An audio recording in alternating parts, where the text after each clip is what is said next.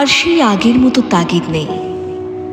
সবার চোখে ভালো হওয়ার, নিজেকে ঠিক প্রমাণ করার, নিজের ব্যাপারে লোকের ভুল ধারণাগুলো ভাঙিয়ে দেওয়ার, মন রেখে চলার, এক্সপ্লেন করার, পায়ে ধরে আটকে রাখার, প্রায়োরিটি লিস্টে প্রথমে থাকার, নিন্দে রটনার উত্তর দেওয়ার, এমনকি প্রতিশোধ নেওয়ারও।